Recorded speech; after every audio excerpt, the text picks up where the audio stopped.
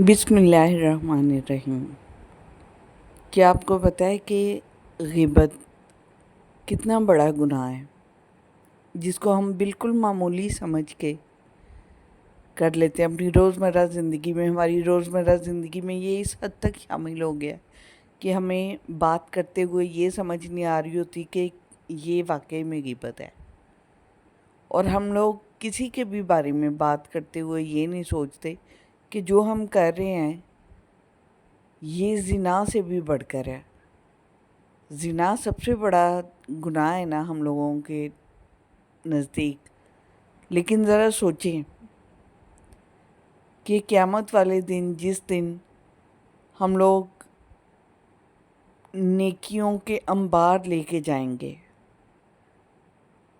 اور ہمارے پاس، ہم یہ سمجھتے ہیں ہمارا یہ بھی عمل نیک ہے، ہمارا یہ بھی عمل نیک ہے، ہم یہ بھی کر رہے ہیں، یہ بھی نیکی میں شمار ہے، اور ہم سے جانے انجانے میں اس طرح کا گناہ ہو رہا ہے کہ ہمیں خود کو نہیں پتہ ہے، تو کیا ہم میں سے کوئی بھی ایسا چاہے گا کہ ہم اتنی ساری نیکیاں لے کے جائیں اور وہ ساری کی ساری ہمارے منہ پہ ماری جائیں، اور ہمارا جو نامہ اعمال ہے وہ بائیں ہاتھ میں تھمایا جائے؟ بائیں ہاتھ میں نامہ اعمال جانے کا مطلب ہر مسلمان سمجھتا ہے۔ غیبت ہے کیا؟ کوئی بھی ایسی بات جو ہم کسی بھی اپنے مسلمان بہن بھائی کے سامنے کریں اور اسے وہ بری لگے، اور ہم اس ڈر سے کہ نہیں اسے بری لگ رہی ہے تو چلو بعد میں کر لیں گے، ہم اسی ٹاپک کو اس کے جانے کے بعد ڈسکس کرتے ہیں، اس کے جانے کے بعد اس کی اس چیز کو بیان کرتے ہیں، یہ غیبت ہے۔ آپ ذرا سوچیں تو صحیح، بات کرتے ہوئے یہ سوچیں کہ اگر میں اس کے سامنے اس کے اس پوائنٹ کو ڈسکس نہیں کر پا رہا تو اس کے بعد میں اگر یہ بیان کر رہا ہوں تو یہ اس کی برائی بیان کر رہا ہوں، اور کسی کی پیٹھ پیچھے اس کی کوئی بھی برائی بیان کرنا غیبت ہے، اور اگر وہ چیز اس میں نہیں ہے تو وہ ٹوٹلی تہمت ہے۔ غیبت اس حد تک ہم لوگوں میں عام ہو چکی ہے نا کہ ہم لوگوں کو پتہ ہی نہیں ہوتا ہے، ٹھیک ہے؟ اور ہم لوگ کیا کہتے ہیں، ہم لوگ تو گپ شپ لگا رہے تھے، ہم لوگ تو یہ کر رہے تھے، ہم لوگ تو وہ کر رہے تھے۔ نہیں، دراصل ہم اپنی ساری نیکیاں اس بندے کے نامہ اعمال میں جانے دے رہے ہیں اور اس کی ساری برائیاں اپنے نامہ اعمال میں لے رہے ہیں۔ تو کون ہے جو ہم میں سے اپنی آخرت تباہ کرنے کے لیے اتنا کچھ کر رہا ہے، اتنی محنت کر رہے ہیں ہم لوگ؟